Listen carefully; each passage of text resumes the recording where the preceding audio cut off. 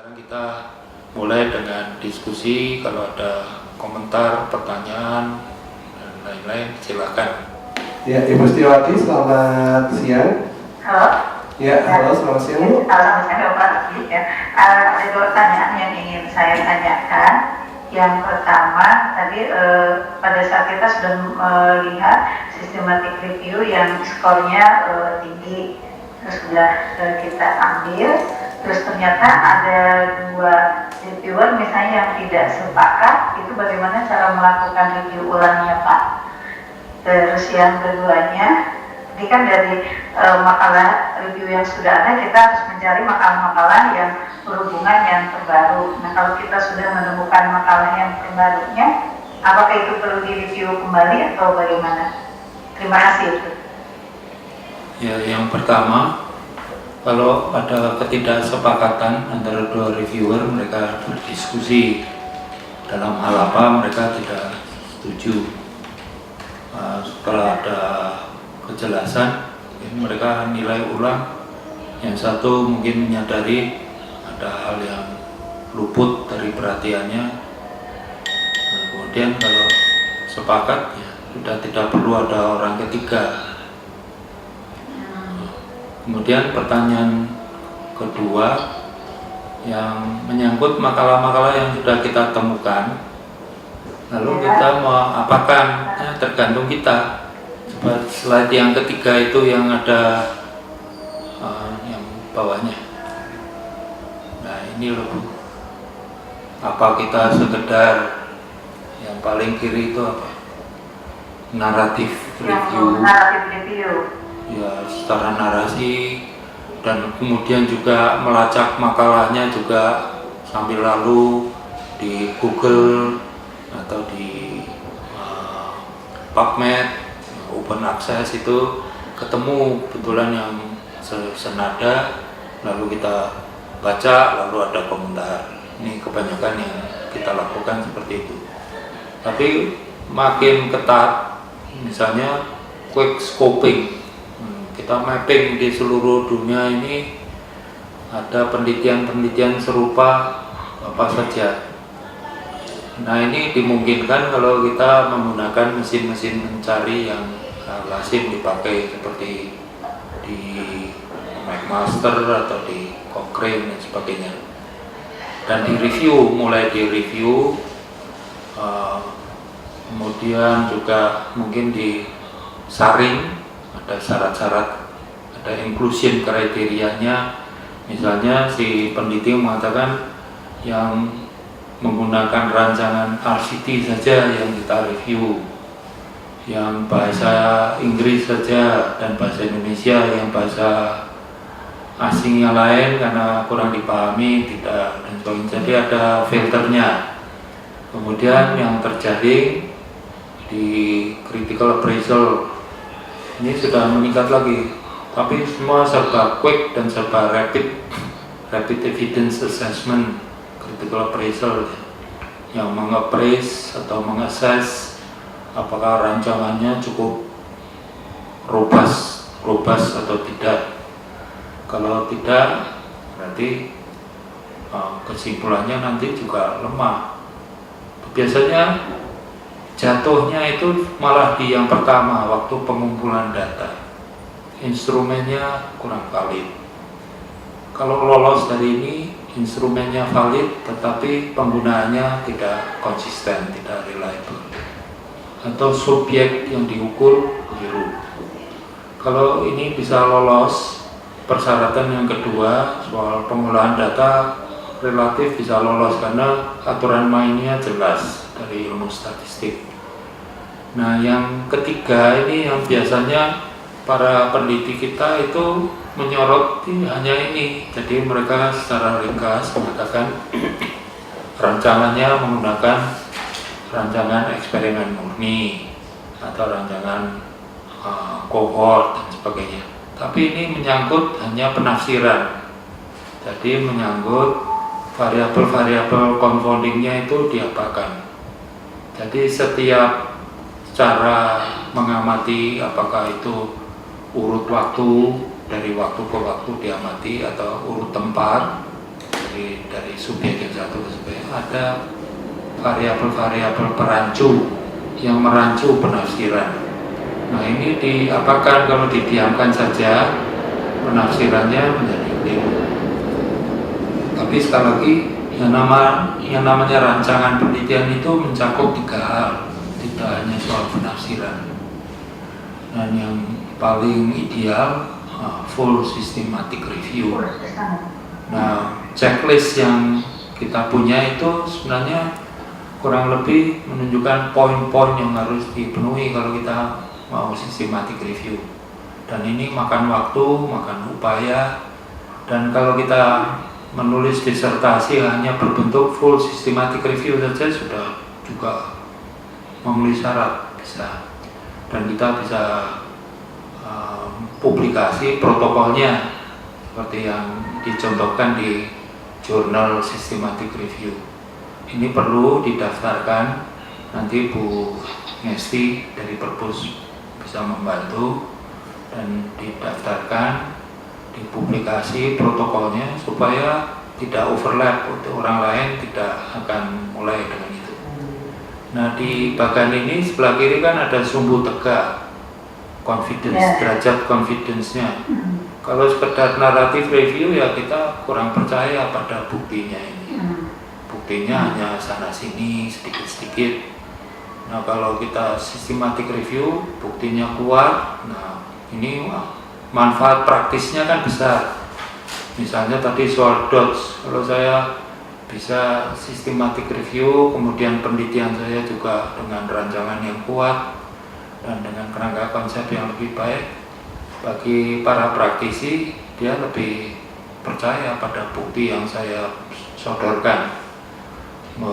Buktinya berupa rekomendasi yang mempunyai bukti kuat, lanjutkan DOTS atau hentikan DOTS, atau lebih baik kombinasi DOTS dengan ini dan seterusnya, supaya kita lebih sukses dalam pengendalian penyakit TB. Kira-kira begitu. Mungkin begini, kalau misalnya kita melakukan systematic review, selama ini kan kita mencari dengan menggunakan mesin pencari. Nah kalau misalnya tadi dari makalah yang kita sudah kumpulkan, kita mau melakukan systematic review, itu secara manual atau dengan menggunakan software masuk ke mesin pencari itu nantinya? Mesin pencarinya kan untuk mencari makalah. Ya, Makalah individual. Makalah individual. Coba slide sebelumnya. Kan ini pasca systematic review. Jadi kalau yang biru ini makalah-makalah penelitian empirik individual yang telah direview oleh reviewer yang handal. Terus kalau bermutu ya makalah systematic reviewnya. Tapi lihat tanggal akhir dari assessment mereka. Nah, kita sekarang si peneliti kemudian yang berikut melacak makalah-makalah penelitian empirik dengan topik yang sama yang berikut. Nah, ini kita yang review, si penelitian sekarang yang mereview. Tapi kan harus memilih memakai metode apa reviewnya. Ya, betul. Nah, kalau metodenya handal, confidence-nya tinggi, nah kita bisa secara lebih pasti mengatakan bahwa masalah yang kita sodorkan ini, yang diperbarui ini lebih punya alasan, lebih justified untuk dipermasalahkan. Karena saya sudah tahu peneliti-peneliti yang kemudian sudah berupaya untuk memperbaiki bukti, memperkuat bukti, tetapi masih ada celah-celah yang perlu diisi. Tujuan penelitiannya juga menyesuaikan sekarang segi apa yang masih harus diperkuat. Jadi mesin pelacak itu untuk melacak yang hijau itu loh Bu. Iya, terus misalnya kita sudah mendapatkan makalah yang sudah kan tadi yang warna biru dulu ya Prof ya. Nah setelah warna biru, misalnya kita mencari makalah yang terbarunya, nah kan kita tidak usah melakukan review ulang kan berarti dari makalah itu. yang hijau ya review ulang, review kita mereview. Yang biru tidak. Ya, cara mereviewnya gimana Prof untuk yang hijau? Ya, kalau kita ingin atau bertujuan mereview dengan metode systematic review, ya seperti protokolnya, seperti aturan mainnya, ada 2 reviewer, lalu ada checklistnya yang dipakai dan sebagainya. Jadi step-stepnya diikuti. Step-stepnya berarti lihat protokolnya, iya. Gitu ya. Ya. Terima kasih Prof. Sama-sama. Ya. Terima kasih atas kesempatannya. Tadi dokter ada menjelaskan tentang tadi yang di kotak warna hijau tadi. Jadi kalau kita ada makalah, kemudian kita lakukan review oleh kita, misalnya kita adalah sebagai penelitinya. Nah nanti apakah misalnya seseorang itu punya kualifikasi tertentu, karena kan dia menjadi reviewernya seperti itu. Nah nanti kalau sudah dia review, hasil reviewnya ini akan diletakkan di bagian mana dari penelitiannya, dan apakah itu ya bisa dibandingkan dengan pakar-pakar, kan tentu itu akan berbeda kualitasnya atau seperti apa. Terima kasih.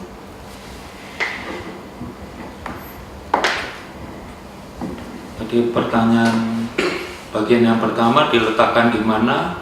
Di kotak merah yang di bawah itu ya. Jadi di bab 1 di subbab masalah penelitian. Tapi sekarang masalah penelitian yang sudah diupdate juga hasilnya di tujuan penelitian. Nah, pertanyaan yang bagian yang berikutnya kan, siapa yang mereview? Kalau kita mengadakan scoping review yang ketat atau ada assessment atau systematic review, sebaiknya kan 2 reviewer. Nah, mungkin Anda merasa saya kan masih belajar, jadi reviewer kedua mungkin yang lebih pakar ya, mungkin membimbing Anda kalau dia mau, kalau dia ada waktu, atau teman Anda sebagai reviewer. Nah, kalau ada ketidaksepakatan antara 2 reviewer, ada diskusi ketidaksepakatannya dalam segi apa, mungkin ada salah penangkapan isi dan sebagainya. Jadi setelah ada kesepakatan, terutama kesepakatan dalam penyaringan, kesepakatan dalam critical appraisal, kemudian makalah-makalah yang terjaring yang memenuhi syarat ini disintesa bisa dalam bentuk narasi dan konklusi ya, atau datanya mau diolah, dikumpulkan dari berbagai penelitian, di meta analisis atau di meta etnografi, lalu sintesanya ya berbentuk rekomendasi untuk penelitian selanjutnya. Kesimpulannya ternyata masih bermasalah penelitiannya, atau saudara simpulkan, dan mudah-mudahan seperti itu, tidak ada masalah penelitian lagi, bukti sudah cukup kuat, langsung rekomendasi untuk action. Tapi sebenarnya dunia nyata ini kan lebih kompleks, seperti masalah penyembuhan TB, kan tidak hanya soal pengobatan, jadi tidak hanya tahap klinisnya, tapi ada tahap subklinisnya. Orang-orang sudah ada orang atau banyak orang yang sebenarnya sudah mulai menderita TB tapi belum ada simptomnya. Ini masih bisa diteliti. Apakah juga perlu ada profilaksis atau ada pencegahan primer faktor-faktor risiko. Jadi keseluruhan teori dari pengendalian TB ini kan masih bisa diteliti.